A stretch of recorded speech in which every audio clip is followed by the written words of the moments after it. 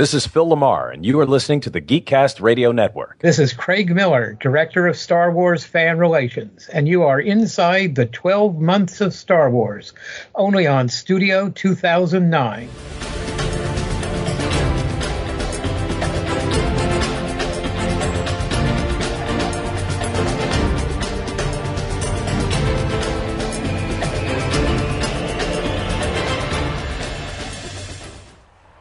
The big bell. I always wondered if it would work.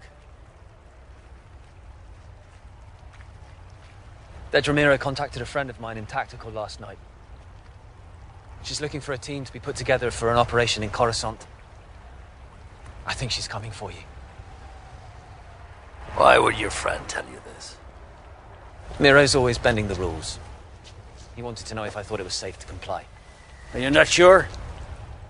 So call him back and find out. I can't. I'm burned. They'll be on me soon enough. I had to make a decision. What have you done? I figured it out. Everything. I know what we've been chasing. But first, we talk about safety.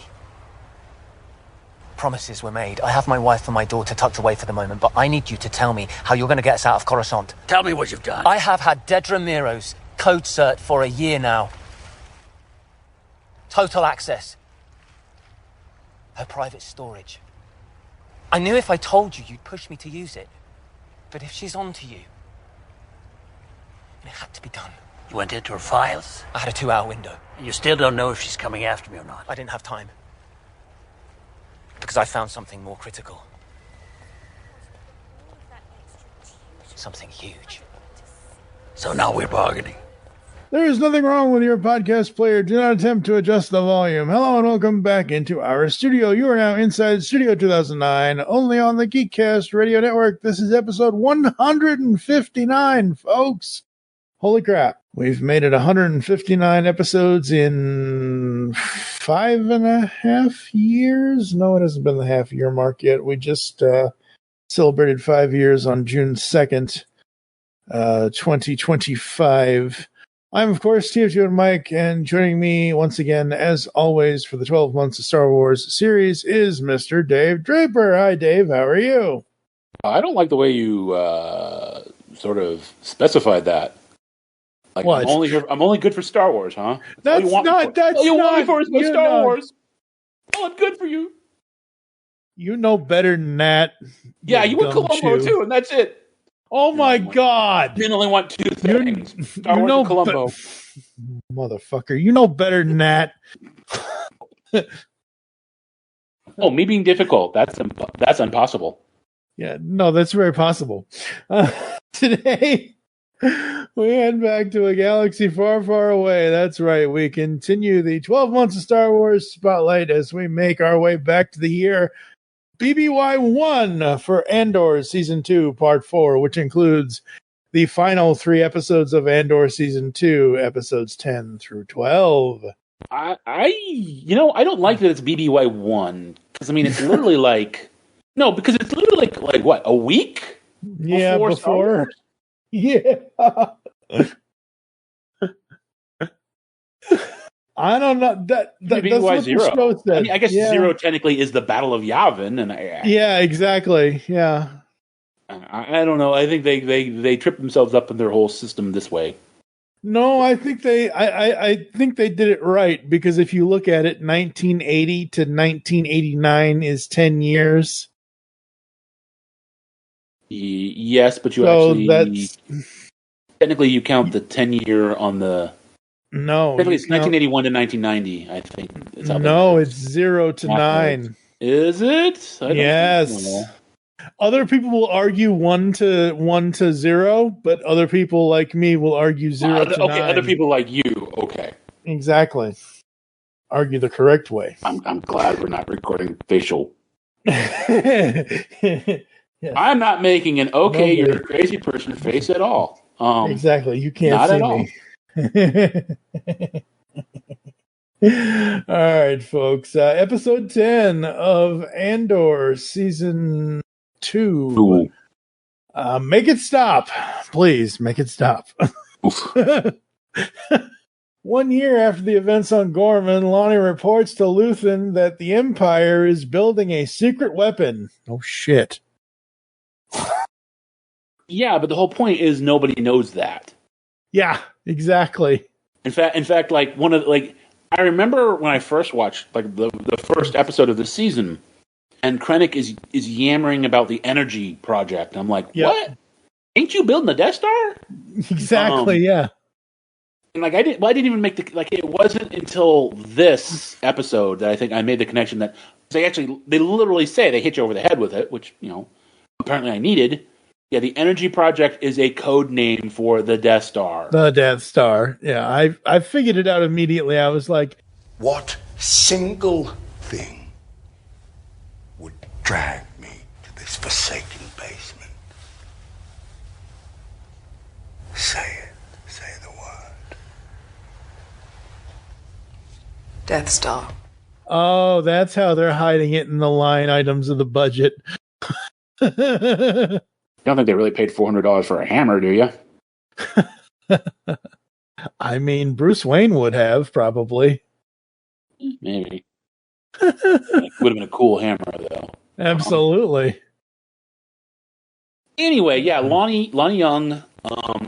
That was another thing. Is like they call him Lonnie all the way up to this episode, and then he's Young. And I'm like, okay. Because if you recall, in the previous episode, or the 2 episodes ago, we had a little bit of an issue because you were referring to characters by their last name, and I was referring to characters by their first name. First name, yep. But yeah, he's Lonnie Young, and he sends an emergency signal to Luthen, and that triggers a meeting in the park.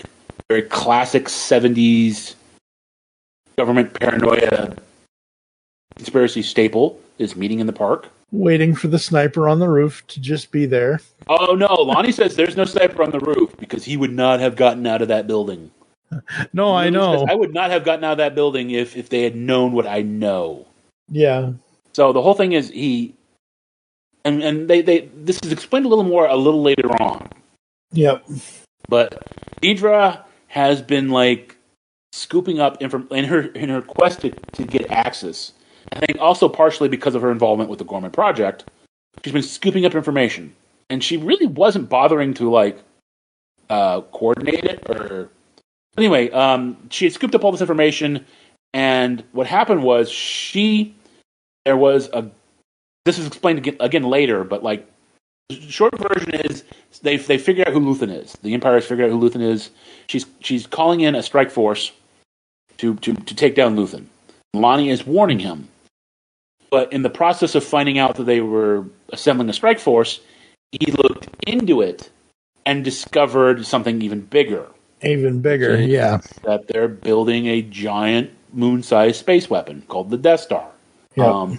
And so he's there to tell Luthen, look, A, they're coming for you, but B, the Empire has like this big thing. The energy project has been a big lie. Gorman, Jeddah, Calcite, Kyber crystals, it's all part of this huge thing to give the Emperor permanent, undisputable power. Yep. Because if you have the ability to vaporize a planet, no one's going to mess with you. So you got to get me and my wife and my kid off planet. Yep. And Luthen's like, yeah, okay. I mean, the conversation's very sort of tense and back and forth, and Lonnie doesn't want to tell him everything. Luthen wants to know everything, but he does tell him. I love how you word it, and my first thought is power. Unlimited power. Kind of, yeah. I believe Krennic says Krennic says something like in that first episode, unlimited power for the galaxy. Yeah. With galaxy meaning Emperor Palpatine. Yeah. But yeah, that's the whole point of the Death Star, though, because that's why he dissolves the Senate after he gets that thing up and running. Yep. Because fear will keep the systems in control. Fear and the governors will keep systems in control, and fear of this space station. Whole thing. We don't need the bureaucracy anymore. Like, do what we say, or we blow up your planet. Very simple. Very simple. Kind of is. Yeah. So long as you didn't hire Galen Erso to design the space station. Exactly. It was a great plan, except for that one, except when it wasn't. Yep. Anyway, they have the conversation, and then there's a quick cut. So it's interesting. Luthen does say to Lonnie, they'll take them to Yavin. Yep. And Lonnie's like, Yavin? What's Yavin? And he's like, don't worry about it. We'll be safe there. Yeah, exactly. And I wonder, and we'll get to it like literally a second. Next shot is Luthen kind of like hurriedly walking somewhere to hook up with Clea. Not hook up with, but to meet up with Clea. Yeah. And it cuts back to this great scene where you see Lonnie sitting on the bench from the behind, and the guy's walking his Lolth cat. I love the little, like, this is why this thing cost $650 million, because there are little details, like he's not walking a dog, he's walking a Lolth cat. Yep. The Wolf Cat wants to go over and say hi and jump on Lonnie, as the Wolf Cats do. Mm-hmm. And the camera pans up, and Lonnie has been shot in the heart. Yes, he has. And I my question to you, my friend, my co-host, do you think he would have done that anyway, or do you think that was just because he mentioned Yavin? I think it was because he mentioned Yavin. I definitely think Lonnie wasn't getting off that bench because he mentioned Yavin. Yeah. I think Lonnie could have gotten off that bench if he had just given what information he was supposed to give and just walked away. But because... Or even, like, not demanded details, I think. Right. Yeah. But because what happened, Lonnie not going to be living no more. You kind of go, what happened to his wife and his little baby child, his little 6-year-old child? Mm-hmm. Oh, he's sad. Yeah, we don't know. But anyway, so Luthen and Clea hook up. I keep saying hook up. All right. They meet up, and Luthen immediately, like, he drills her. He's like, look, we've got to get out of here now. I'm going to go back to the shop and, like, wreck or erase our trail, destroy our equipment. They can't track us. He gives it, like, the quick rundown, like, Gorman. What's the name of the other place? I just had it, dude. Oh, God, it's Gorman. Gorman, Jeddah. He doesn't say Kyber Crystals. Gorman, Jeddah, Kyber Crystals. Yeah. Galen Urso. Galen Urso. You know, the super weapon, very bad. Meet me at the ship. Very bad. Or meet me wherever they were going. I don't even know where they were planning on going. And she's like, no, I should go do this. He's like, no, I'm going to go do it. He goes back to the shop, and he starts burning the little 1940s it's operator. The fractal radio. Yep. Oh, okay. I always think of like Lily Tomlin doing the operator lady with the things and the. Yep. But he starts burning that, and then he hears the doorbell to his shop. Yep. He goes out there, and it's Dedra. And this is a fantastic scene. Yes, this is an amazing. Because they're playing with each other, and they each think the other one doesn't know that they're playing with them, and it's so good. Yeah, and there's this great line where, like, she asks him, and I didn't think of this myself. I wish I had, because it's very clever. She says, "How do you know there aren't any fakes in here?" And he's like, "There are 2 items in this shop of dubious origin." And something like that, like two items in the shop that aren't what they seem. And of course, he's talking about them. Yeah. I was like, oh, I didn't get that the first time. I saw someone say, hey, he's talking about them. I'm like, oh. Mm-hmm. This is why I watch YouTube videos. Yep. So, and they dance. And he shows her a knife. And I actually, in the previous arc, Andor was playing with a knife in the shop, but it's a different knife. I was like, oh, is that the same knife? No, it's not the same knife. No. It is, and this one's just like a normal knife. You know, it's from some culture that's dead and blah, blah, blah. It's a knife, and she's like, Natulian bleeder. Sure. That's what the Wikipedia I know. And there's also, did you see the Gungan skull? Yes. There was a Gungan skull, and apparently Gungan ears have bones. But there was a Gungan skull, and then it's got like a weird sigil on it that's from some Sith Lord or something. Oh my God. Might be like some, I don't know, but anyway, she's like, I've got something to show you. She pulls out the thing that Luthen had gone to Ferrix to buy from Andor in season 1. Yep. And it's her way of going, ha ha ha, I know who you are. And they still dance around a little bit, but then she gets distracted. They have this whole conversation, this whole great conversation where they're dancing around each other. It's beautiful, it's brilliant. And then she notices smoke coming from the back room, and she freaks out because she knows that he's been destroying evidence. Yep. So she tells him to turn around because he's got his back to her. And then the knife hits the ground, and it's all bloody because he stabbed himself. He's trying to commit suicide. He's trying to commit suicide, yep. She calls in the medics. Space I medics. was not expecting that. Oh yeah, he's Axis. She's got to have him alive. She's got to hook him up to that audio tape of dying alien children to blow his mind. And he knows about Yavin. He knows about everything. Yeah, You cannot lose this guy. Yeah, I understand that, but I was not expecting him to to kill himself? Kill him. Yeah, that's what I wasn't expecting. I was expecting her to, take him away in cuffs and try to interrogate him. That's what I was expecting. That was. I was not expecting him to try and off himself. That was the only route for him. Yeah, unfortunately. Yeah, well, I go back and forth on that because the fanboy who watched Star Wars when he was 6 is like, oh, I wish he had gone out with a bomb or with this, or, he'd gone out fighting. But that doesn't fit the show. That doesn't fit the character. It doesn't. No, I know. I know, but I'm chiding my own impulses, not other people. Yep. Because it is this was my favorite character my second favorite character on the show, and it is, it is almost. It is how Luthen Rail would go out. Oh yeah, absolutely. I just wasn't expecting it to be. I wasn't at this point. I think we all went into the season knowing he was going to die. Mm-hmm. It was just, again, you kind of you stupidly think, oh, he's gonna be in the cockpit of his spaceship and boom, boom. No, that's not this show. No, Although it is interesting, a lot of people are ticked off that the Empire got his ship. She mentions later that that's how she found out about him. Yeah, the Empire. The guy that they caught and they interrogated, but of course, Krennic's guy screwed it up and killed the guy. But he had mentioned that he was on this one kind of ship, which is the kind of ship that Luthen uses. Yep. So people are like, "Oh man, that sweet ass ship got taken by the Imperials." Yeah, with lightsaber things. Yeah, one thing I didn't like from season 1. Yeah, I remember. I think more so I was expecting something like Andor didn't get to him in time to say, I wasn't expecting, yes, I was expecting Luthen to do something similar to but I don't know. I was expecting something more of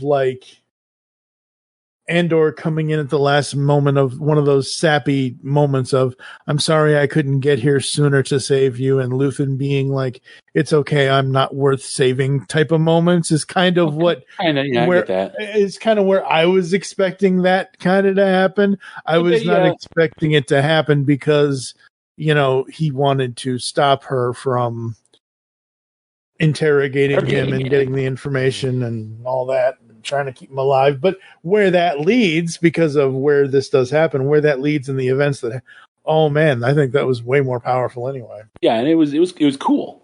They wheel him out, they managed to stabilize him. And they wheel him out onto a shuttle. Clea is kind of in the crowd, and she sees that. Yep. So they take him to Empire General Hospital, and there's 2 tracks to this episode at this point. There's Clea has flashbacks to when they meet. Yep. And then there's Clea going full fucking Mission Impossible, getting into that hospital, which is completely shut down. Well, it's not completely shut down, but it's largely shut down. Particularly that entire floor is shut down because of the Empire. Yep. And then there's a 3rd track, which is that Dedra wasn't supposed to do that. No. That's not, apparently, even after Gorman, Dedra did not get the Axis job back. No, she was doing that on her own time. Yep. That's part of why Lonnie was tipped off, because she was doing it without authorization. And one of the people that she contacted to get the squad together was a friend of Lonnie's, because that's kind of been Lonnie's thing, particularly this season, is being buddies with everybody and being friends and networking. So he gets all this information. So this friend who was part of the squad asked Lonnie, "Can we do this? Should we do this? Because this isn't official." And that's how Lonnie immediately was like, okay, they know Luthen. That's why he looked into Dedra's stuff. That's how he found out about the Death Star. That's the whole thing. If Dedra had played by the rules, the rebellion would have failed. Yavin would have been vaporized. The Death Star would have been indestructible because they would have never known about Elon Urso. So Clea, there's the flashbacks, and then there's her infiltrating the hospital, getting... first she goes to the safe house and gets some gear, and then she infiltrates the hospital. She goes in pretending to be an injured person, and she steals some nurses' scrubs. He's able to move around the hospital. Meanwhile, Dedra is arrested. The guy, his name's Heed? I can't remember. Yeah. He's been in this season, but like he's kind of been like a second-rate guy. He's always been like Lonnie's sidekick. And now he was the guy that was given access. Yeah. And he comes in and he takes control of the situation. And he's like, "You screwed this all up. Now our guy's in the hospital and he's dying." And meanwhile, like they've found out what was on her computers. So Krennic is showing up to like deal with this situation. Yeah, so Krennic shows up, and I believe the character's name is Hurt. Okay. Hurt reveals that Partagaz has ordered him to arrest her. When Miro reacts with shock, he replies that he has come with ISB Marshall to save face. So this show is so damn good. In my notes, with Clea and Luthen, the seeing her past and how they know each other and like that whole parallel. I love that. I love when shows do characters like that, when they tell a story from the point of view of Luthen, kind of being the father figure to her, and then in his time of need, which obviously later it becomes his time of need, and she gets to be the one to do the right thing. You know what I mean? Like I love you mean I guess I trip over the word gets. Like, okay, but all right. No, this is a semantic thing. Like I understand what you're saying, I think you're right. I just like the way it's phrased. It's like she gets to be the one. It's like no, okay, well, she has to be the one, and it's kind of she. Oh no, absolutely. Yeah.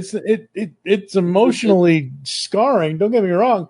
I'm saying versus like somebody just like okay, so Luthen attempted to kill himself. They go to save him because Deirdre's like, no, we need to keep him alive so we can question him.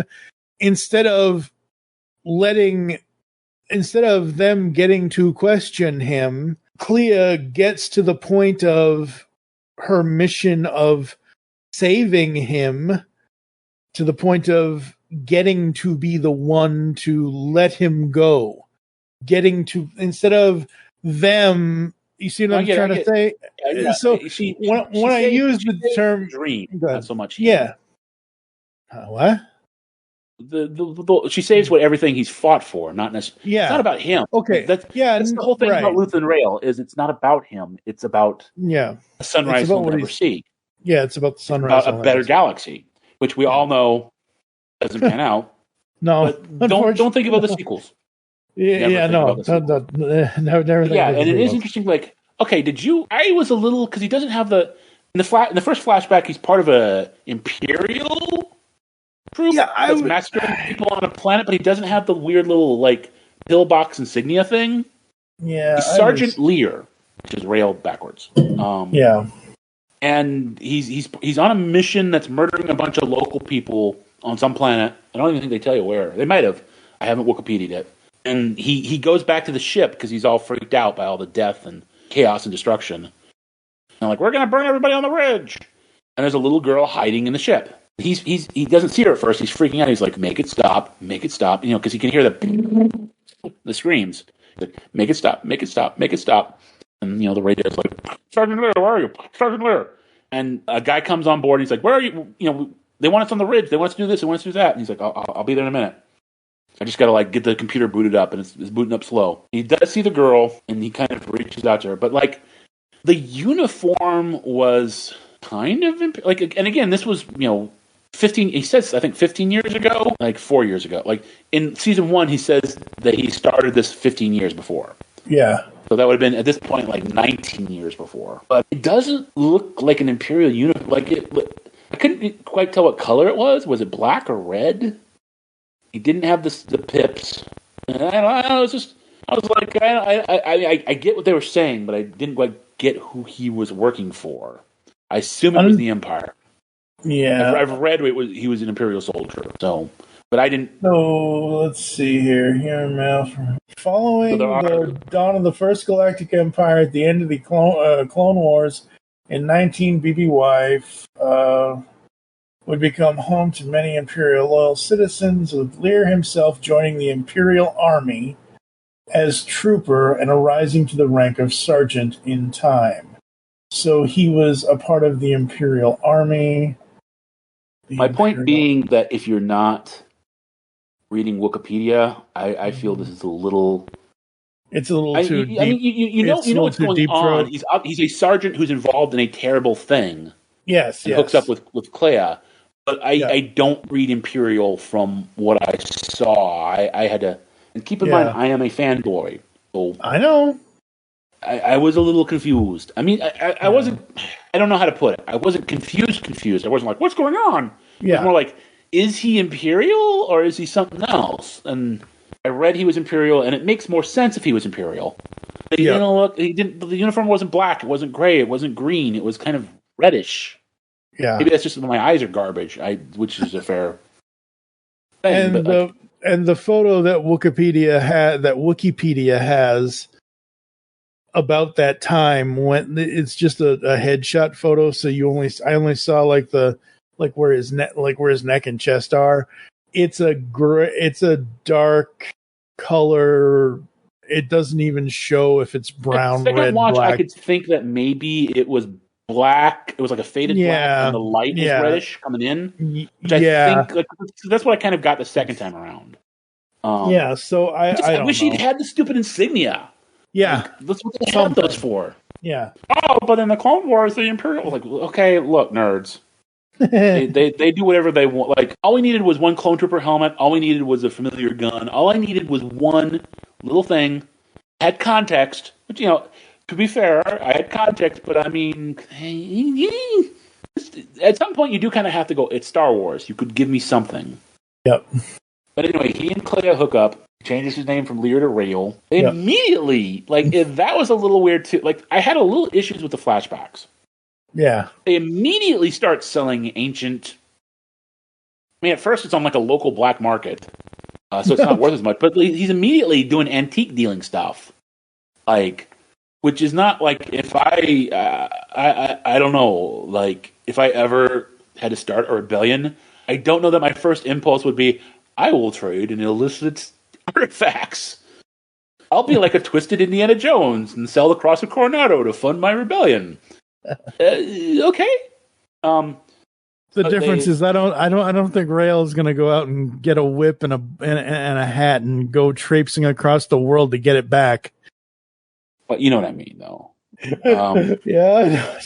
And then eventually they do fast forward to their first official act against the... Well, there's another cut where they're walking around and they see some people being massacred by obvious stormtroopers, and Clea is upset, and Rael gives her a speech about how you play the long game. Yeah. Which means that sometimes you lose. You can't save everybody, you play the long game. And then they cut to Naboo, and I've read about this. Because it is Naboo. They're on Naboo. Yeah. They actually filmed where they filmed Naboo in Italy. Nice. Very cool. And the whole thing is, he does his first terrorist act. There's like a bridge that's being like... blockade's not the word I'm looking for. They're Imperial troops using this bridge as a security checkpoint or something. Yep. And they're at a cafe overlooking the bridge. And again, they have this discussion because some innocent people might be killed by the explosion, I think is what the problem is. And she's looking around at all the people in the cafe. And she's like, she particularly notices like a family with another child. I'm in my mind, I was like, she's thinking, what if there's a child on the bridge when the bomb goes off? Yep. And the reason he chose Naboo was because it's the Emperor, quote unquote, the Emperor's homeworld, which is a thing I've never really delved into all the books and comics and nonsense to. I've always kind of thought that Naboo was like the Palpatine sort of picked Naboo because it was convenient. Yeah. His whole plan. I don't know that he was. I mean, he was from Naboo. He was a senator from Naboo. But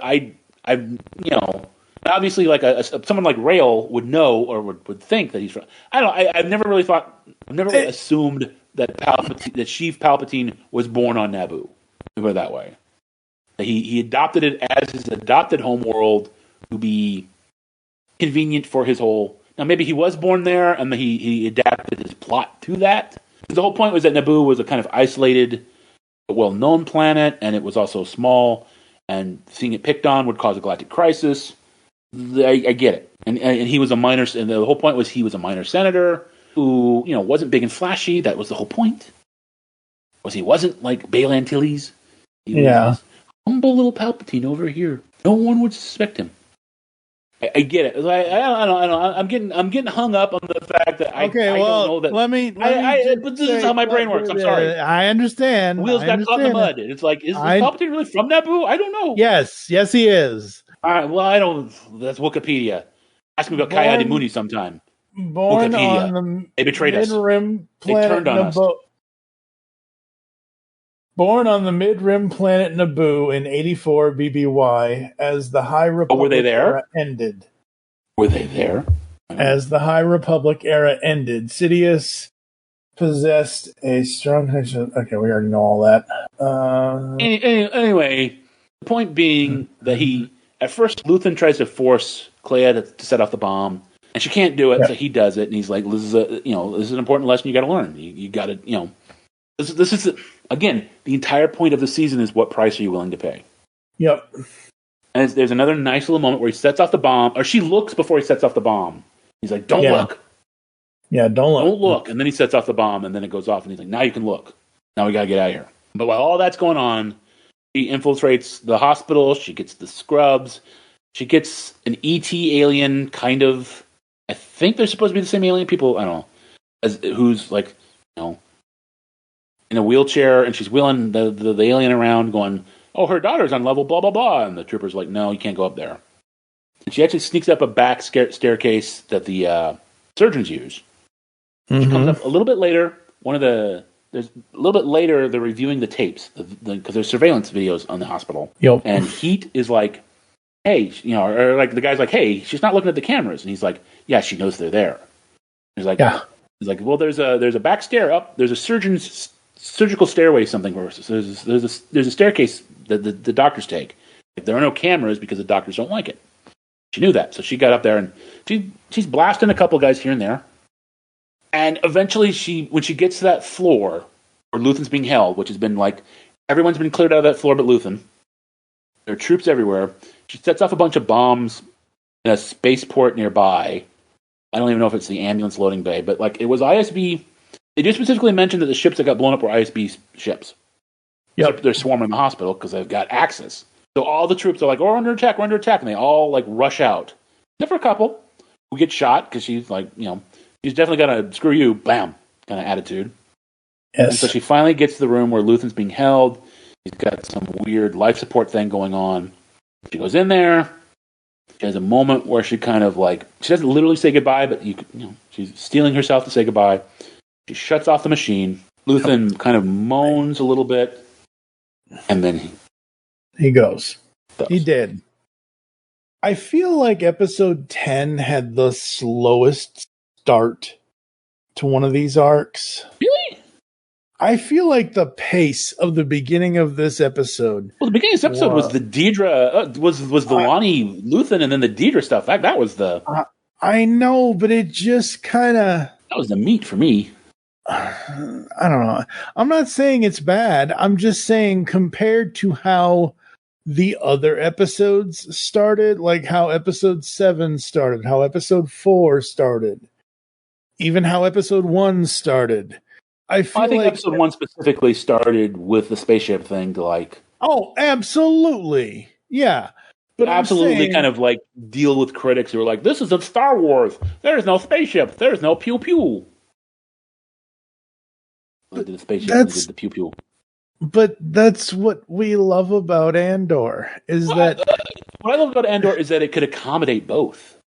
Right, exactly. Like, and that's what we said in the season 1 discussion that we had. And I remember this specifically when we had that discussion. I don't even need to listen to the episode we recorded. I remember saying to you after I first watched season 1, I said, holy crap. Star Wars can do other things besides laser swords? I love this shit. Like, I was so surprised with Andor season 1, and I loved it because it was just Andor and all the other characters, but specifically Cassian Andor, doing things with blasters and this, that, and the other thing, and adventure. We've said it before, we'll say it again. He's kind of like the Indiana Jones of Star Wars, even though he's the Han Solo character. He shoots first. Yeah. Well, I mean, he does. I'd like to think he's a little smarter than Han. Well, that would be hard. Han Solo is my childhood hero, but a genius he is not.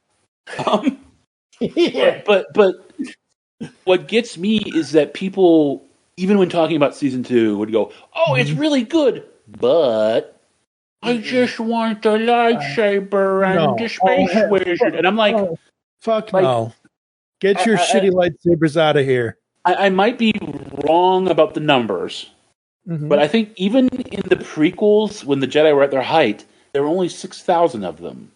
And there weren't a lot. Like, the whole point is there weren't a lot of them. Yes. And the galaxy has quadrillions of people. Yeah. So that, like, the idea that every story has to follow the space wizards with their laser swords, like, you're limiting yourself to the stories you can tell in a huge way. And I think, the Mandalorian kind of skirted around it with that, but still got Baby Yoda. Yeah. But I feel like Andor proves, and I think if this IP is going to survive, now I'm not saying you should never do a Jedi story. I'm not saying you should never do a Skywalker story. I'm not saying that. Right. That is the heart of Star Wars. I use the analogy of the burger joint, like General Tso's chicken. Like, the heart of Star Wars is the burger joint, is the Skywalker saga, is the Jedi, is the Force. That's the heart of it. That's the Star Warsy, fairy tale. That is the heart of it. But you're not your heart. No. You have your lungs and your liver and your hands and your brain and your eyes. Like, the core of it, yes, that's what Star Wars is. And that is what the Star Wars will always be. Yes. But you can go beyond, like, for a franchise to be healthy and survive, you have to risk going beyond it. And I think not only did they go beyond it with Andor, but they did a really good, because, I mean, the worst thing you can do is go beyond it and do a bad job. Yeah, Andor exactly. went beyond it and did a fantastic job. Yep. But it doesn't have the thing that you like best about Star Wars. There are no Trandoshans in Andor. There are no Wookiees in Andor. I love those things. The Millennium Falcon's not in Andor. It's still my second favorite Star Wars thing of all time. But I always give it to Empire because Empire is the more Star Warsy Star Wars. Yeah. Agreed. Absolutely. And the thing about Andor is that it subtly does the Star Wars thing so subtly. It gives you I remember. But there's a moment at the end, almost at the very, very end, where it brings it all together. And we're not going to get there yet. I'll just give you a hint. It involves Bail. You know what I'm thinking about? There's a line of dialogue involving Bail that I think brings it all together. Absolutely, which is perfect. Yeah. But we're not there yet. We're still murdering her father. Yes, she is. But here's the thing about Andor is that it can be Star Wars without being the Star Wars that has already come before it. Like I said before, it subtly is the subtleness that Star Wars has needed for 48 years. It can do certain things. Like, I remember because obviously we were going to do these podcasts because you love Andor. I really, really like Andor. I don't think anybody can have as much love for it as you do, but it's one of those things where I really, really enjoy it. I don't dislike it. There's obviously that one moment that made both of us feel very, very uncomfortable, as it should have made everyone feel very, very uncomfortable. However, that not with that set aside. The thing about that is their argument is, and I agree with it, that these guys with power would abuse it. Yes. Yeah. And I've always said that it was. I've always said it wasn't that what he did. It's more like that they just went as far as they did and as overt as they did. Right. I think that pushed the boundary a little further than I was happy to. But again, the idea that Imperial officers wouldn't take advantage of their power and position to hurt and abuse people in that way is ridiculous.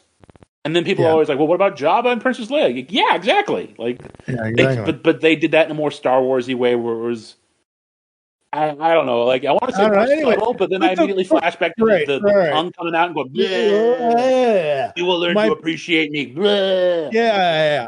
That's not subtle at all, Jabba. My point is, outside of that moment, I have loved pretty much everything that this show has done. And there are some Star Wars things that this show has done. There are other things that this show has done that are not Star Wars at all. It's a show. It's a space science fiction show for everyone, as we've already said in this podcast and in the last one we recorded. My 4 favorite moments are pretty much the entirety of the scene when he steals the TIE slanger, whatever. Thank you. Avenger. Thank you, Not Thor. Defender. Boo. Avenger. Yes. Yes.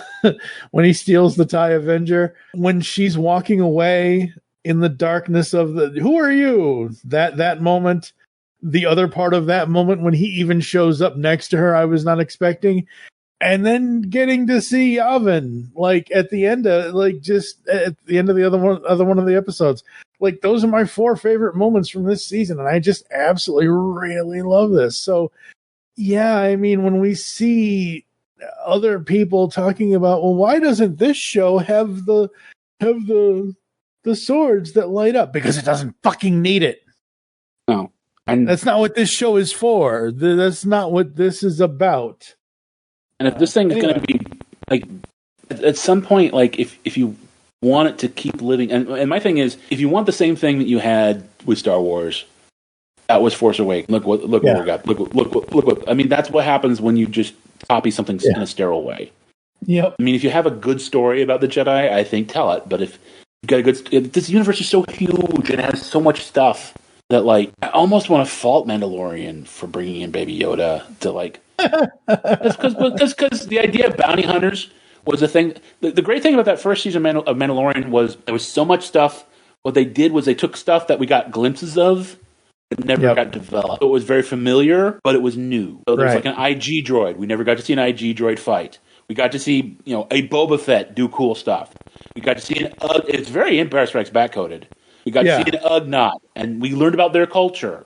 That's one of my favorite. Even though it's the worst episode of season 3, it's one of my favorite bits. Is when he goes, and there's the Ugnaughts on the planet of Lizzo Planet, and Katie Sackhoff is ordering them around, and they're not paying attention to her, and he talks to them because he's worked with Quill and he knows how to talk to Ugnaughts. You got to do it a certain way. But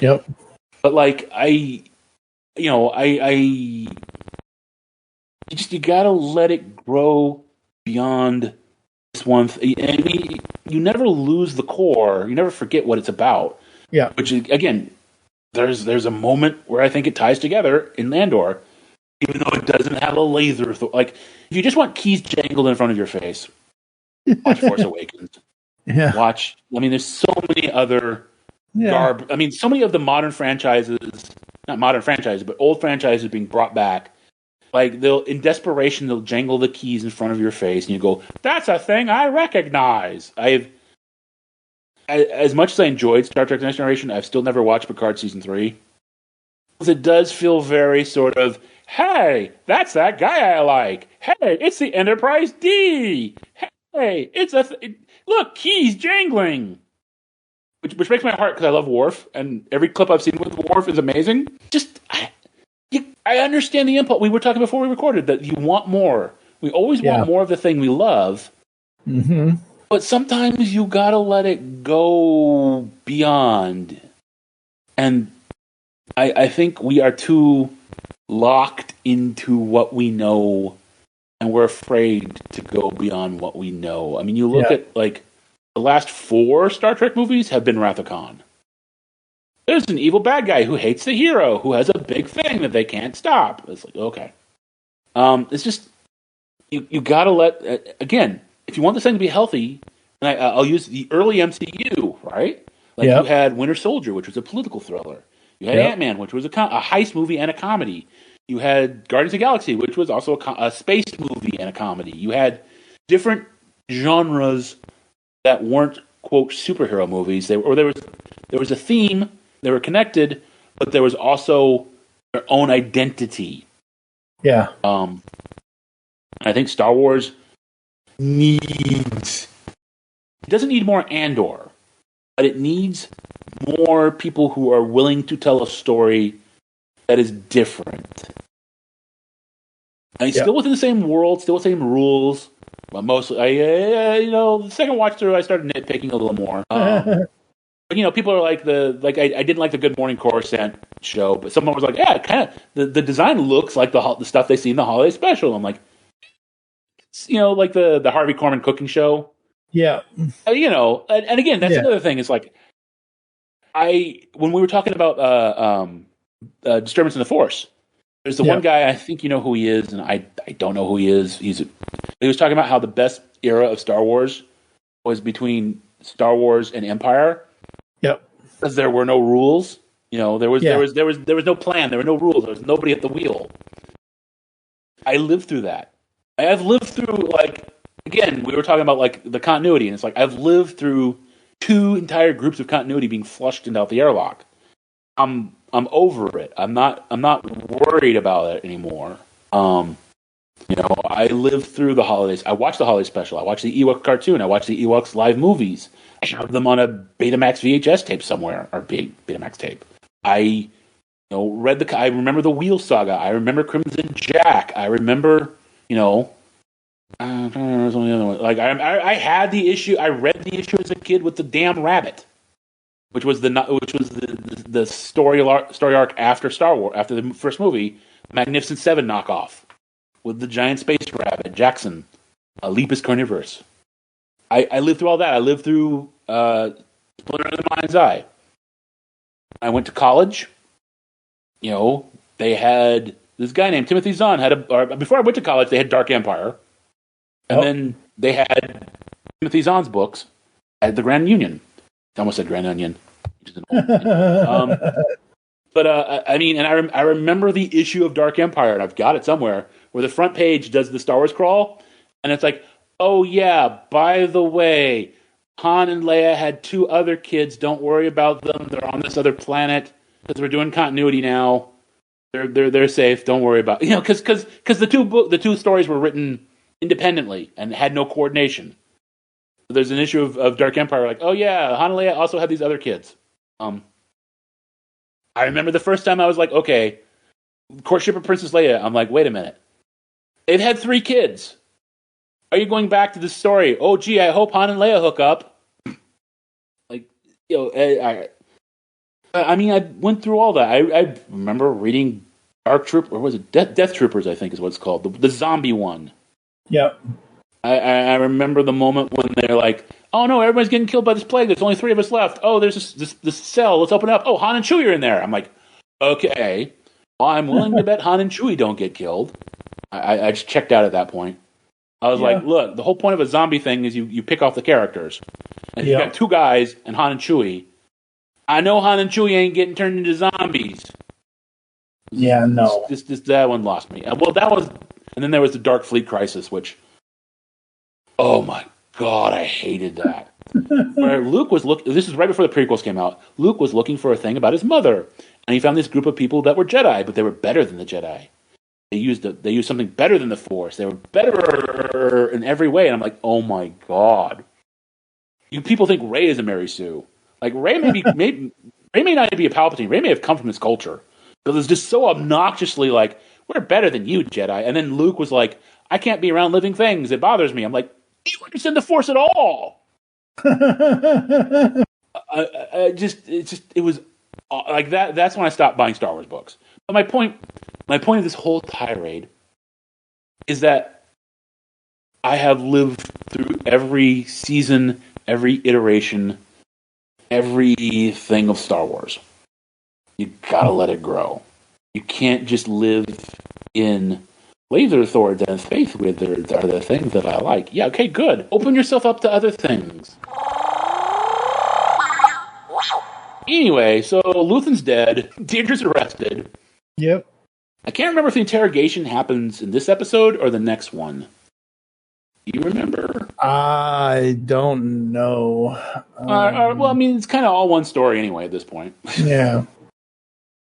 There's a whole thing where, like, Krennic shows up and interrogates Dedra, which is a great moment, because his whole thing is, you're a rat, you're a scavenger, you collected all this information you should have been collecting, and she's like, well, yeah, if you guys hadn't screwed up my attempt to find access, because they had captured this guy who had flown in on Luthen's spaceship, and he remembered the kind of spaceship, and that's how she made the connection, but the ISB killed them. But he's like, there's this great moment where he's like, you know what we're doing? He's like, yeah. She's like, say the word. And she just kind of quietly goes, Death Star. And it's like, cool. Like, and the whole thing is she figured out that they're building a giant space weapon. And the irony is she doesn't give two shits about the Death Star. Yeah, I mean, no, like, she doesn't. Literally, it doesn't mean anything to her. She just wanted access. Like, all she cares about is that, she wanted access. Yeah. It's kind of like she's Tonto. And if the Lone Ranger doesn't tell Tonto the information, how is Tonto supposed to know what to do when he gets to town? So the bandits don't beat the snot out of him. Funky, you never watched Lone Ranger then. No, that is not how that relationship worked at all. I know. The Disney movie notwithstanding, where they overblew it, but yeah, Tonto knew what the fuck he was doing. I know Tonto knew what he was doing, but I'm referencing an old comedy bit that is from someone who no one should be mentioning anymore. Oh well, gee, I wonder why. Yeah. Mm-hmm. Anyway, yeah. So I'm just like you hit a nerve because I grew up watching the Lone Ranger. Mm-hmm. Oh yeah, I know Jay Silverheel was not a stupid character. Mm-hmm. Nope. Who else knows? Everybody but you, Dedra. Everybody but you. There's another. It comes a little bit later, but there's a great line. Partagas has a great line where he and Krennic confront each other. This is after shit has really hit the fan. He's like, "Look, man, it's been 10 years. You're lucky that you kept that secret this long." I love that line because it kind of sort of lampshades the issue, which is like, "Look, I get it, but like you're lucky that you kept this thing a secret for a decade. Like it's ridiculous how long it has been." Yeah, even it's this great. Secret. The whole backstory that the whole lead up to what we already knew of. You're a part of a rebel alliance and a traitor. Like, oh, no, it's the line from the opening crawl. A small band of rebels have won a small victory. Like that one line from the opening crawl created all of this. Amazing. Yep. So good. Someone said, "Well, what about that?" Mm-hmm. Like at some point, like as much as people whine about the Bothans, that's a story you could tell. Yeah, like, you could tell the story about the Bothans. Like I would be interested to know what they're like at this point. You were saying, I think before we started recording, you'd like more Andor. I don't know that I'd like more Andor, but like the Bothan story might be fun. Yeah, it would be. I don't know. Like, we know obviously where, because by the end of this, by episode 12, we know where Cassian leads to. We know he's literally on his way to he's the, on the, his the ring. Yeah, he's on his way to the events of Rogue One. And we get it. I understand it. But it's just the way that they leave this freaking show. That's why I want more Andor. Is the way they Yeah, I understand, but at the same time, there is this part of my brain that goes, no. Absolutely, yeah. Besides, Disney doesn't have another $325 million for another season. One thing we haven't talked about, and like it's been the thing that everybody's been talking about with that quote, is that Tony Gilroy said streaming is dead. Yeah, he did. Which, we were talking. I think we were talking at the beginning of the last episode about how messed up streaming has become and how it doesn't make money. No, particularly not if you spend $350 million for each season of a show. Yeah, which is sad considering over the last, what is this, 2025, 2009, 6.5 years since, well, not even 6.5, whatever, 6 years or so that, all the streaming kind of took over, and it's not stupid. making.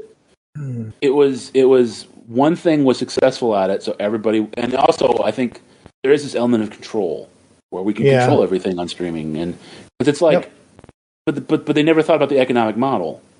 Like, you make a movie, you pay money to go see the movie, then you sell the movie to people on home video, then you sell the movie to TV, and TV sells commercials for the movie.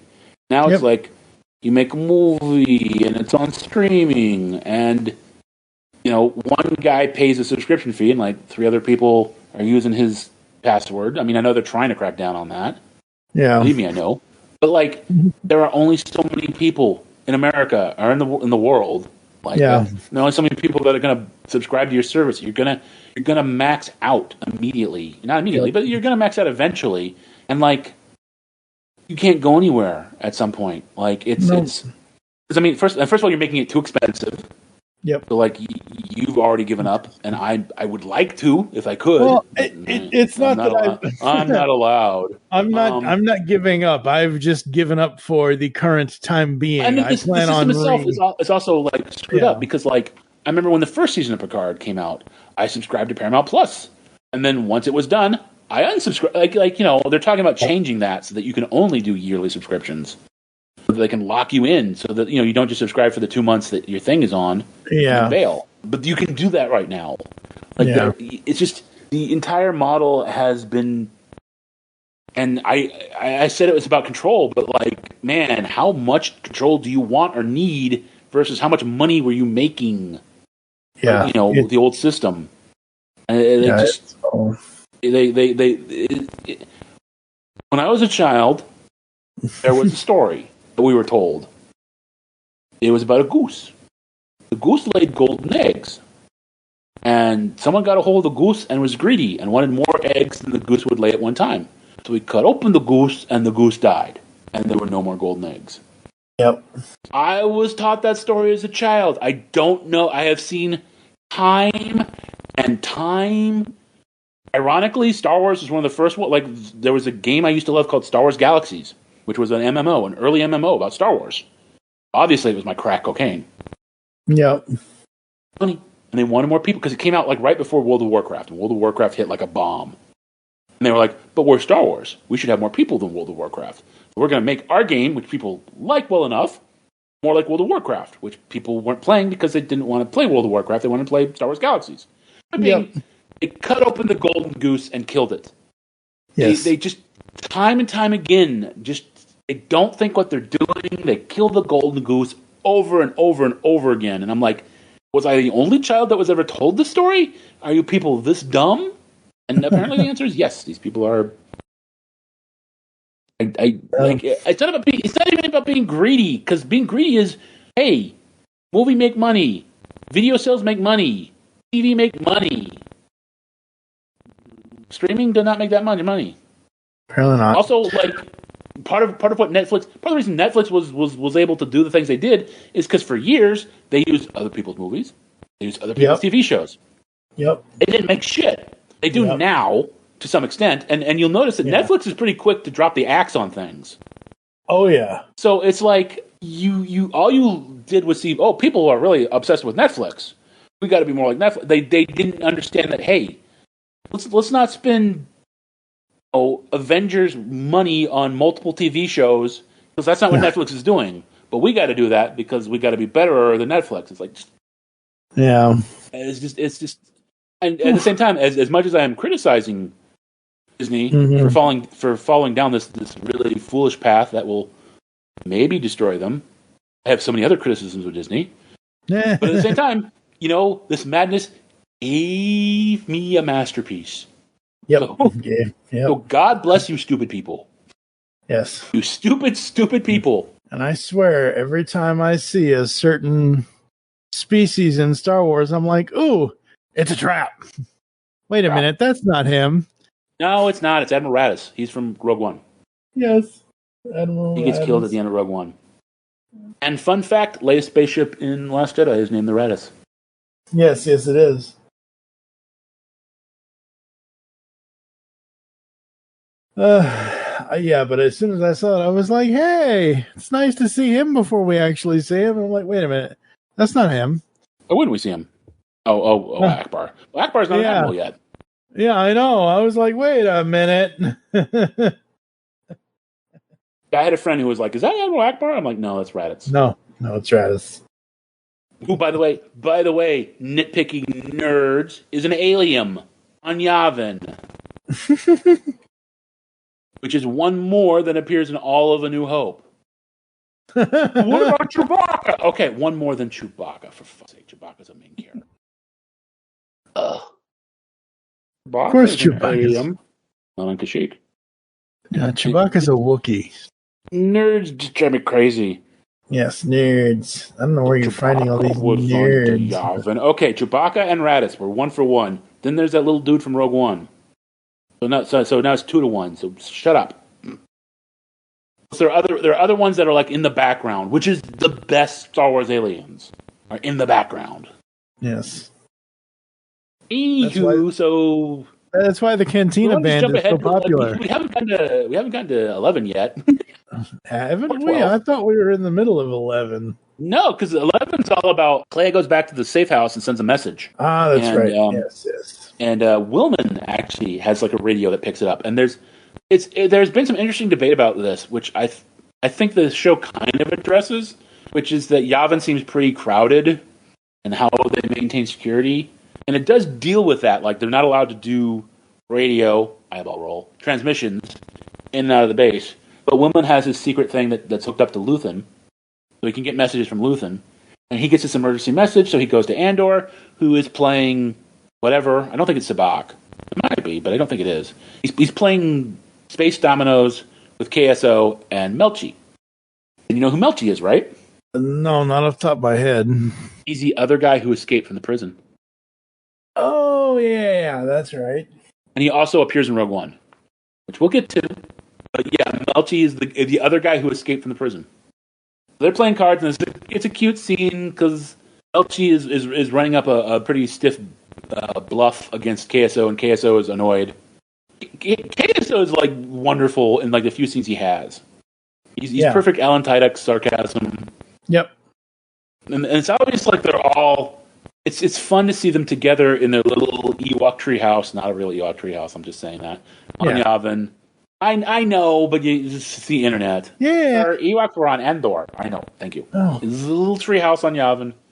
I like that the show kind of addresses that. That like, would everybody be living in the temple? No, they'd probably be building, tree houses, little buildings, and little tree houses around them. That's this thing that I like. But anyway, Willman comes in and he shows them that they got a message, and they're like, okay, well, there's an emergency like evacuation message or whatever. They got to go and pick up Clea, or they don't know it's Clea. They think it's Luthen, and they basically they get the ship ready to go. Willman can't go because somebody has to stay behind, and like I think it wasn't file flight plan because that's KSO's bugaboo is they don't have a flight plan. But like clear he's set up that they're doing a test flight. Yeah, they're doing a test flight. They don't get shot down. But General Draven confronts them. He's kind of Andor's direct superior. Yep. And he's like, you guys can't leave. And he's like, well, we're going to leave. And you know I'm coming back. You know where my loyalties lie. And if I thought I couldn't leave, I'd be gone. So they go, and KSO whines about not having a flight plan. And Clea is holed up in what's left. Like, it's only been a year. That safe house fell apart fast. Not just because she was tearing it up to get all the gear that's hidden in the walls and shit. It's seen better days. But meanwhile, as she was sending the signal, the ISB guys working at Luthen's place have picked up the signal. And they like there's this whole blah, blah, blah. They routed it through this. They did that. But we can trace it back to where it's coming from. So Heat assembles a team to go in and take down who's ever sending the signal. But they know it's Clea. They've studied the tapes. They've got a. There's a neat moment where like they want to send out her picture and send out like a alert all across the Coruscant, like this woman is wanted by the Empire. And Heat's like, well, what do we want? What are we saying she's wanted for? A murder, espionage? And Partagas is a great because apparently this ties into something he said in season 1 about what we really do here is we're like doctors. We're dealing with a disease. He says she's diseased. She escaped from the hospital with a disease, and she will kill thousands if we don't stop her. Yeah, that was good. That was a good line. It's cool. It's so cool. Like, Partagas is one of my favorite characters because there are so many smart characters in the show. Like, over and over again, and like we're so used to the slop that we're being fed that we stop and marvel. This guy's smart. He knows what he's doing. And a good writer will make it not matter anyway. Yeah, absolutely. Things I noticed in this one, just one little thing is, and I know we've seen troopers without helmets before, but it's been a while. These are the ISB troopers. Yeah, we haven't seen them without helmets before, have we? We've never seen ISB troopers before, so no. Okay, but my point is that stormtrooper guys that go around without helmets being part of their usual uniform. Yeah, holy crap! Like that's kind of cool. And by the way, the sergeant has an excellent mustache. Yes, he does. It's very twirly. It's very. He's another one of those competent guys. He's like the sergeant on Gorman, who sadly got killed. Poor Gorman Sergeant. Like I said, I like competent people. I like smart people. I'm more inclined to root for someone who seems smart and know what they're doing than someone who's stupid and lucky. Yeah. This is why I didn't like Jar Jar Binks, because he was stupid and lucky. Where, and even though these guys are the bad guys, they have a whole plan. They're able to like cut the power to the whole block, cut all communications. And ironically, they're getting there right at the same time that Melty and Andor get there. Melty and Andor and KSO get there just before the Imperials, and they go in, and Clea has a great line where it's like, "Oh, of course it's you." She's so disappointed it would be Andor. I understand it. It was a little frustrating to me that there's this drama about you're coming with us. No, I'm not. You're coming with us. No, I'm not. You got to remember this. Gorman, Jeddah, Kyber, Galen Erso. Memorize this. It's like, well, you can tell them yourself. No, I'm not coming with you. And you must sign the lease. No, I won't sign. Oh, whatever. You must pay the rent. No, I won't pay the rent. Anyway, you must pay the rent. They're kind of debating whether or not Clea is coming with them, and she's like, they won't. It's interesting because she's like, they won't allow me to go to Yavin. They won't want me there. They won't be nice to me there. They won't. Luthen isn't respected there. Yeah. And that episode ends with the Imperials going into the building. Yep. Right around that time. Because it ends before the Imperials actually attack. The final episode is the Imperial strike team goes into the building, and when KSO sees it, and he's like, oh, uh-oh. Because they've left KSO at the ship. Yep. So KSO gets to be he's the star of this episode. Oh, yeah. Great thing, back at ISB headquarters, they get this message. Do we have security droids around here for some reason? It's like, no, it must just be some other unit that's doing the search. And it's like, okay. And like the guy comes up to a KSO and goes, "Are you with us?" And he goes, "No." Smashes him off the bridge. Yeah. And then he goes onto the Imperial ship and takes out the guy guarding the ramp, takes out the pilot, and they hear that back at headquarters, like, "What are you doing here?" And suddenly they're like, "Okay, something's going wrong." And then he goes in the thing, and the guy goes into the lobby of the building, and the guy there's like, hey, stop. He's like, no. He shoots at him, and he gets he just cuts a swath to these guys. Meanwhile, the strike team is up on the floor with the apartment, and there's they're doing the cool, they turn on their little flashlight attachments, and they're moving strategically. And there's this great bit where the sergeant says to Heat, you're done here, sir. Just tuck in. Get behind cover. Just tuck in. And they go to the door. Oh, and Melty walks out the door right when they're there. And they're like, don't move. And of course he jumps out of the way. The guy goes, this is your first and only warning. Surrender now. And then there's this bit about we got to close the door. It's like, can we get out of here any other way? And Clea's like, no. Like, well, we're not closing the door. It's like, but we got to close the door. It's like, we're going to be trapped. They throw in a stun grenade, which takes out Clea and really disables Andor. Melchi's still able to fire off some shots. There's some shots fired, and then all of a sudden, like this is a great moment where you hear shooting or you hear commotion from out in the hallway. And there's a great moment where like the you focus on the sergeant. He's like stand down, guys, turn around, help me, and it's like KSO, and he's got heat. Yeah, the ISB supervisor guy. He's using him as a shield. Yeah, he is. And like the guy's just like blasting heat. And he's like, bleh. And then it cuts back into the apartment, and you see like one of the bodies fly into the wall. And then KSO's like, "Okay, I'm here." Yeah, I'm here. You guys okay? I cleared a path. Yeah. So they get. It's interesting because Melchi carries her. I would have thought the robot with super strength would carry her, but carry her to the ship, and they take off. And then there's this great moment where, as they're coming back to Yavin, it's kind of a crisis because even though they're given all the codes and whatever, like the Alliance is like scrambling their fighters. I think it's 3 in the air and 2 on deck. Yeah. Because the whole thing is they don't know. I mean, they say they don't know. I'm a little like I think they kind of overdid it a little bit. But that's again one of the complaints is there's so many people coming and going from Yavin. How did Imperial spies never find out about it? They're like super freaked out about Andor coming in hot. Mm-hmm. But they still they land. And they open the door, and there's like troops everywhere with guns pointed at them, and they're like, "She's hurt. It's us. We're not spies. There's huge news that I got to tell you guys. Please take her to a medic." And like they take her to a medic. I think they put Melchi kind of under arrest. They're going to take Andor in to give his information. They tell KSO to shut the ship down and then shut himself down because they're still not convinced that he's pushed it a little too far once too many times. But at the same time. There's a couple of mentions of there's this guy on this planet who's Andor's connection with the Saw Gerrera gang. Who's saying he needs to talk to Andor, and he will only talk to Andor. You know, there's a scene where and this has been like the subject of 100 memes. I think it was even on Saturday Night Live. They're talking to Saw Gerrera, like the rebel command on Yavin, which is Mon Mothma and a couple other people, are talking to Saw Gerrera via hollow communication. And they're like, "We know you're on Jedha. We know you're attacking freighters. We know they've sent in a Star Destroyer. You got to stop it. You're causing trouble." And he's like, "You have no idea where I am." It's like, "Oh, yeah, they do. Yeah, they do. They know where you are. They know where you are." But that has been the subject of a million memes of "you have no idea where I am." I've seen "Where's Waldo?" I've seen it's become a meme. It's definitely a thing, yeah. Andor comes in and he tells them the thing about they're building a weapon. Galen Erso, which kind of explains why they were looking for Jyn in Rogue One. Yep. Galen Erso and Jedha, and I wonder if that's part of it too, because he's like, "Hey, there's something going on Jedha," and they're like, "Hey, there is something going on Jedha." Gorman, and then there's the 2 senators who I call Tweedledum and Tweedledummer, and first of all, there's not a quorum because Dodonna and the Blue Wing pilot, I can't remember who he was. I think Raditz is not there at that point.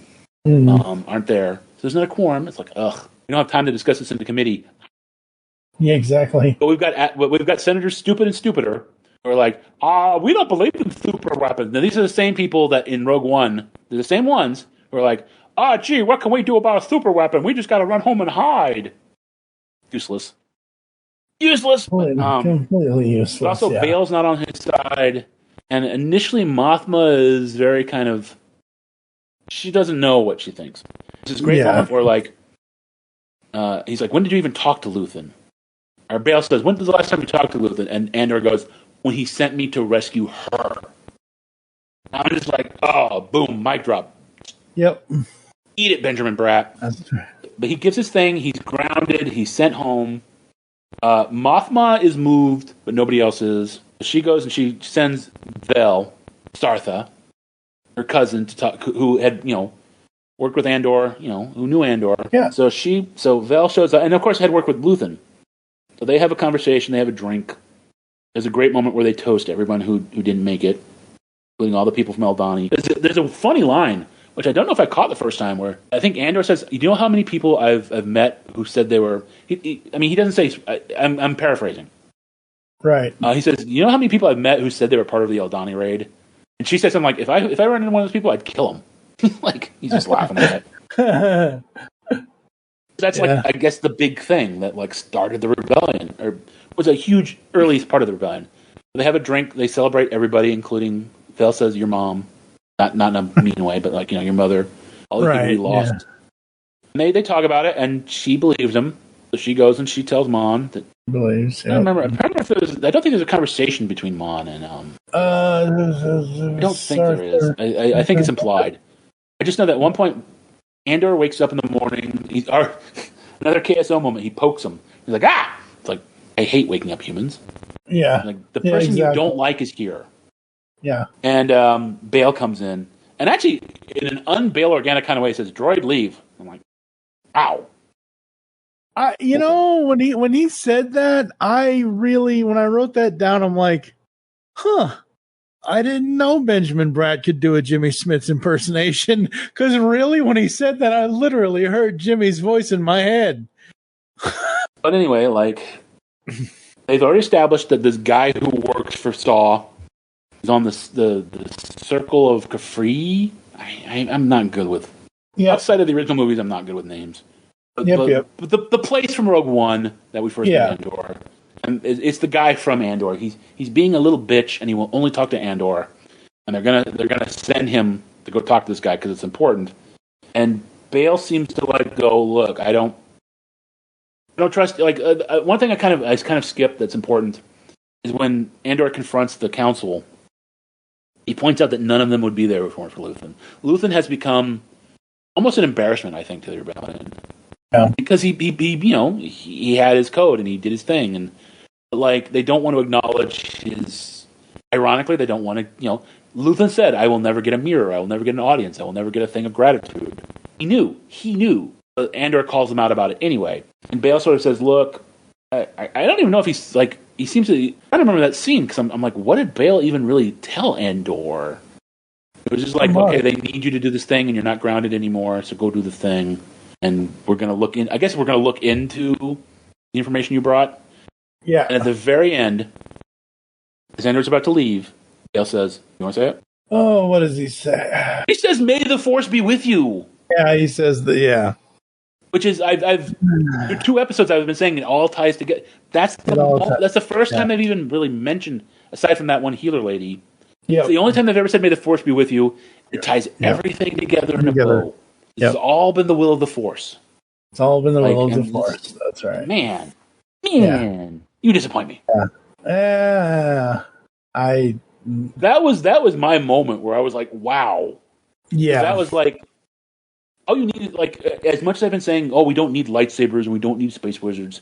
Yeah, but we got that one little taste of it. That one little thing that ties it together of the universe of Jedis and lightsabers and the Force. That's all you need. Online, may the Force be with you. And it's from Bail Organa. Yep. And that kind of a montage thing at the end. We see. One thing I skipped is that because the raid on the apartment went bad, Partagas is going to be screwed.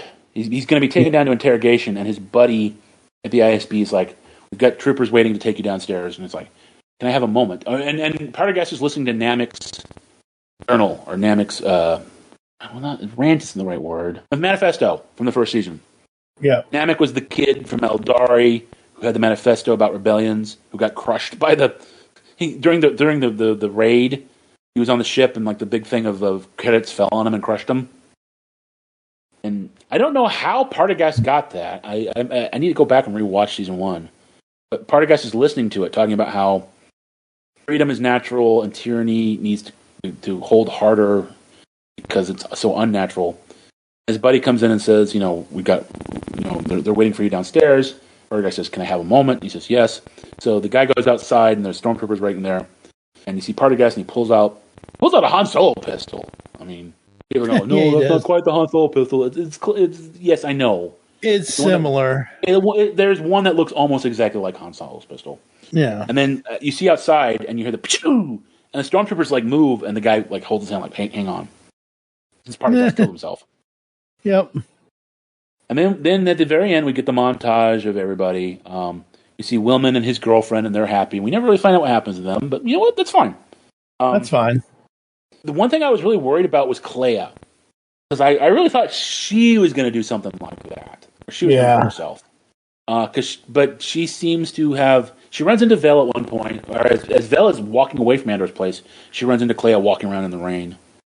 She seems to have settled down a little bit, and I guess there's a sunrise on Yavin. It didn't really seem to scan with me, but like she's watching a sunrise on Yavin, which is the sunrise that Luthen never saw. But she seems to have found her place, and she seems okay. We see Andor walking from his little Ewok treehouse to the spaceship, and as he's walking, there's these troops running by, led by Melchi, and they're the troops that in Rogue One come down to Gareth on the U-wing.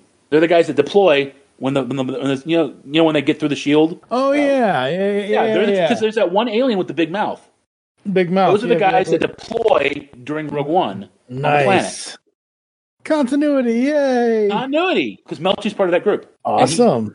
He walks to the U-wing, and KSO even gets a happy ending because they have a flight plan. He's so happy. They have a flight plan. Yay! They go to the Ring of Carfi, or whatever it's called, to shoot that stupid, annoying guy. Yep. And then it goes to black. And it goes back to planet Rebel Moon. Yes.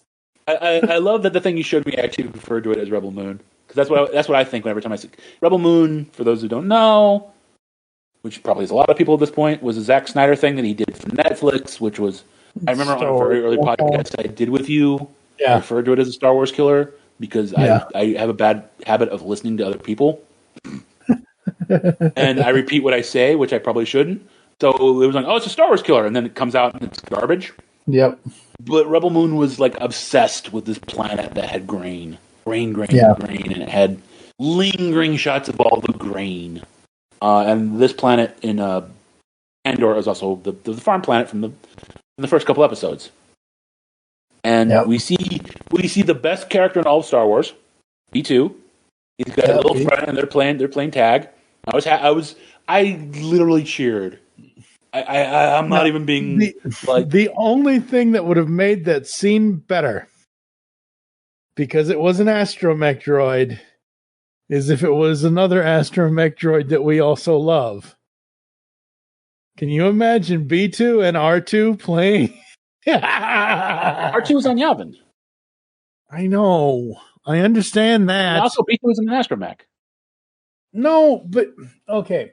Elsewhere on, he's playing with a similar kind of droid. Like, hey, I know. You're key dangling guy. Yeah. Well, excuse me. Anyway, point being, we see Bix, and she's got a baby. She's got Andor's baby. It was totally Poe Dameron. I'm aware the one uber nerd listening to this podcast who suddenly yelled at his computer. Is it really? No. Well, nobody knows. Oh. Pushes my glasses up my nose. But in the comic books, they established Poe Dameron's backstory, and he had different parents, and they were not Andor and Bix. And I push up my glasses and go, in the comic books, they also gave you a completely different origin for KSO. Being captured being crippled at the Gorman Massacre. So, comic books, schmomic books. Although, I think... Also, Poe is like 2 years younger? I mean, he had to be older. Yeah. So Poe was born on Yavin. That's because I remember his name when we were talking off. Oscar Isaacs was born in Guatemala. And he said the one thing he wanted for his character was to be born on Yavin because Yavin was filmed in Guatemala. Guatemala, right. So a lot of people are like, is this because this baby Andor was not born on Yavin, but he was probably conceived on Yavin. Right. But was it Poe? Was it not Poe? But who cares? He's a baby. And she watches the sun set, which I think I said somewhere else I would prefer if she was watching the sun rise. Yeah. So I think that would be more poetic, but I understand everybody's having a big cookout. The people from that farm planet are having a big cookout. They're having a big family get together. But it's the point is that even though Andor is going off to die, there's new life. And that is the cycle. That he's going off to give his life so that this baby will have a better future. The sun will rise, that he will never see. Yep. And never think of the sequel trilogy. Yes. However, within the sequel trilogy and Mr. Dameron himself, according to Wikipedia... Which that's going to be based on the comic book. Yeah. So it's inviolate. Can't change what's happening in the comic book unless it's KSO. Okay, well, Kes Dameron and Shara Bay, whoever they are. Shara Bay? That's what it says here. They use the biggest traitor, Lady Lumira, as Poe Dameron's mother? That's what it says Wow, here. she's from the Marvel comics. And that was a great story arc. She was a rebel pilot who, got close to Luke. And you're thinking, oh, they're going to set up a relationship. And then at one point in the comics, he has to they have to fly stolen TIE fighters, right? Mm-hmm. A mission. But they've got like a little doodad that lets them tell these are good guy TIE fighters, these are bad guys. These are our friends. Don't shoot at them. And Luke's gets damaged, right, in the battle. So he can't tell friend from foe. So he uses the Force. And the Force says, blow the shit out of that TIE fighter. And he does. And they're like, oh my God, that was Shara Bray's TIE fighter. Luke, you just killed one of your own people. And then it was like Luke Skywalker, in trouble. I can't remember the word, no. Not exile, but like he's, I can't remember the word. But Luke Skywalker, traitor, not traitor, but like, everybody hated him, not hated him, but there was this whole arc where everyone was angry at him and didn't trust him. And eventually they figured out she was an Imperial spy. And the Force told them true. And then at the very end of the Marvel Comics, it turns out that she was working with Darth Vader. And she didn't die. He saved her and turned her into a cyborg, just like him. And she became the Force, whatever, Lady Lumira. She's the one with the Force whip. There's an action figure of her. I think there's action figures of both of them. Shara and Lady Lumira. And then they used... Now remember, that continuity got flushed out the airlock in the 1990s, like the early 1990s. It brought her back during the second one of the Expanded Universe, where she was like training new Sith Lords, and I think she corrupted one of Han and Leia's kids, maybe. But like she was the Darth Maul of her day. She was a character that was supposed to have died and didn't. Gotcha. But it was a great story arc for its time. I mean, there's the whole thing about like Luke using the Force and like shooting the wrong person, but it turns out she was the right person. Yup. There you go. Shara Bray was Poe's mother? That's what the Wikipedia says. I don't know. I take Wikipedia with a grain of salt, just like I take. Well, I mean, it's from the comics. It's from the comics, so it can't be. You look at KSO's origin in the Wikipedia. Oh boy! All right. But anyway, it ends with like I said, it ends with literally a new hope, a new beginning, a new life. Whoever that life may turn out to be. Yes. Interesting. Very, very interesting. And then, Rogue One, they all go off to die. Oh, well. Most of them. That's one of the most important people, at least for this story. Oh, yeah. I mean, Cassian dies. We don't know what happened to Wilman. We don't know what happened to Wilman's girlfriend. I guess Draven got killed by Darth Vader in a comic. I was like, I like him. Radis obviously got killed in Rogue One because his spaceship got crippled and boarded. That's the scene with Vader. Yeah. Right. Yeah. All right. The last story arc for Andor season 2, 0 to 5. What are we giving it? 4.5. I mean, we hit such a high the last time around that you get 5. Overall, the whole 12 episodes, I'll give a 5. Yeah, I agree. Yeah, 4.5 for this arc. Overall, season 2 gets a 5 because it's so good. He's so good. He's so good. And if only there could be more, but we understand that there can't be. You can find Andor seasons 1 and 2 on Disney Plus, and I'm fairly certain they'll put it out on physical media at some point. I hope so. I don't know when. Well, it took forever to get season 1, but like they did, so I'm hoping they do season 2. I'm pretty sure they will.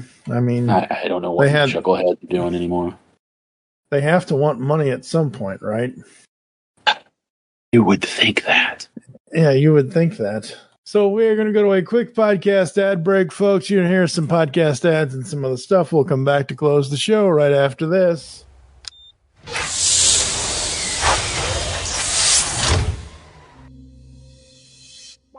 Hello, geeks and geekettes! Looking for a podcast that covers a vast array of topics? Then check out Altered Geek Unleashed, where we discuss our thoughts on this week's geeky news, tech, gaming, television shows, movies, cartoons, comics, and more. So, get altered, get geeky with the Altered Geeks, every Friday on the Geekcast Radio Network. Because the world needs another movie podcast. The Geekcast Radio Network presents for your listening pleasure the Cinema Geek. Hosted by Amanda, Kevin, Matt, and Dan. Each week we dive headfirst in the landscape of movies as we discuss movie news, play movie games, go in-depth on reviews, and even have a top 10 countdown or two.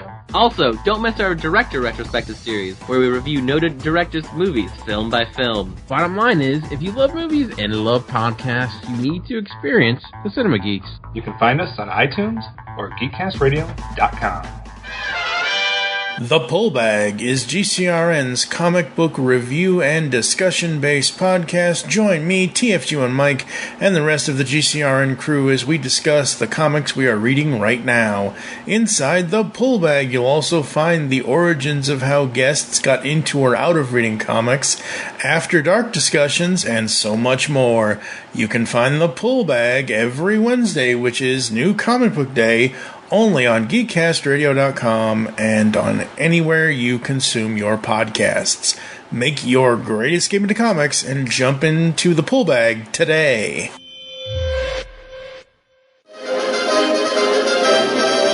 Hold it! Hold it right there! Let's see if you're really ready to watch this movie.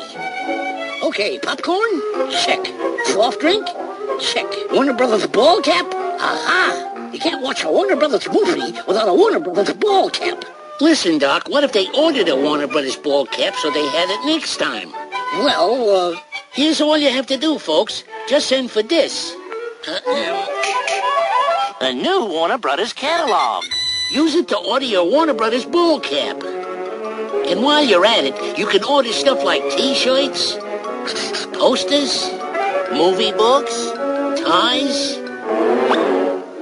That's neckties.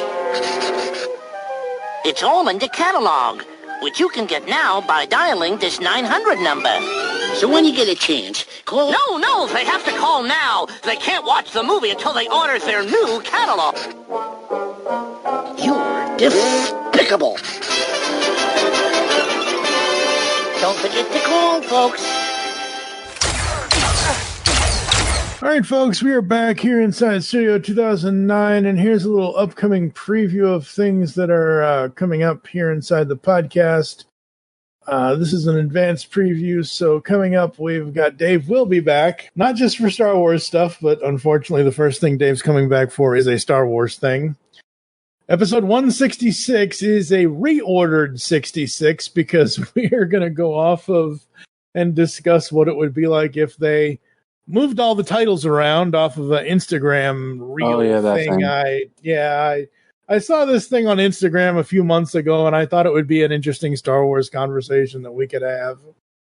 We are then going to watch and discuss the Shawshank Redemption, so that'll be different for us. So there's that, and then we do get back to, in episode 171, Season 3 of Columbo, which we've already produced, so y'all will hear all of that, because we recorded that months and months and months ago.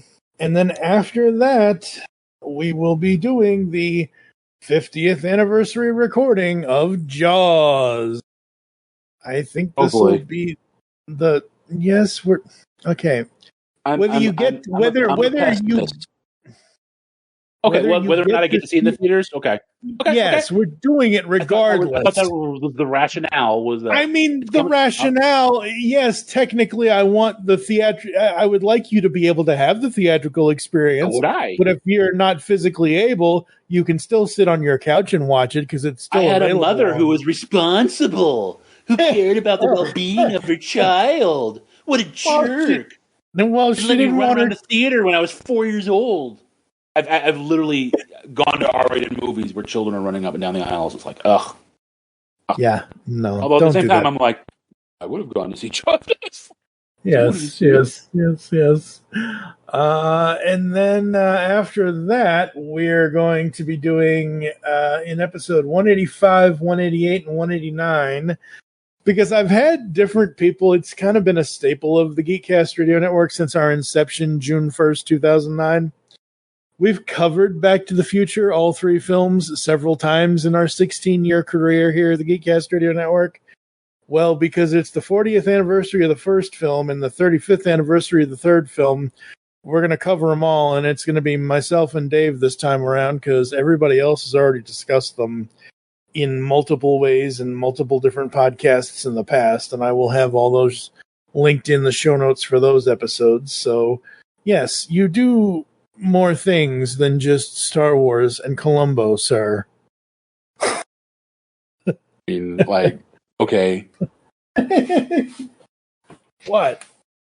No, I'm just like, yeah, we're doing Shawshank Redemption and Back to the Future. Okay, two things. And Jaws and other things. There will be other things. Calm down. I know it was a joke, but I'm just yourself. saying. It's just a show. I should really just relax. Exactly. All right, folks, that's going to do it for us. We are going to get the heck out of here. Woo! Thank you. I did it on camera, so to speak. Be happy. Zoom. Thank you for joining us here inside Studio 2009. If you'd like to get in contact with us to leave feedback for the show, there are several ways to do so. Visit the website, geekcastradio.com, where you can listen to and comment on all of our content. You can buy stuff at shop.geekcastradio.com. We got t-shirts up to 4XL. We got mugs and other things. Send an email to feedback@geekcastradio.com. You can check us out on all the podcatching clients you choose to use. You can follow us on Twitter at Geekcast Radio for the network, at ITS Studio 2009, all one word. I am at TFG1Mike. Dave doesn't do social media. No. Become a fan on Facebook. Go to facebook.com/Geekcast Radio Network. You can also check out Studio 2009 podcast over there as well. Join us next time when my buddy Sean returns to the podcast, and he and I will be discussing the 25th anniversary of the Nicolas Cage remake of Gone in 60 Seconds, which came out in the year 2000, 25 years ago. Holy crap. I gotta say, folks, I watched the original, I think it's 1969 film, 74. Whenever the original Gone in 60 Seconds came out, I forget off the top of my head, and I'm not currently looking it up. I had seen that after I had seen the 2000 version, and I'm just like, what the hell is this? Oh my God. But at least the 2000s version has a much better cast and a much better everything. For now, I am TFG1Mike with David Draper. You'll hear us back in the studio soon. I have friends everywhere.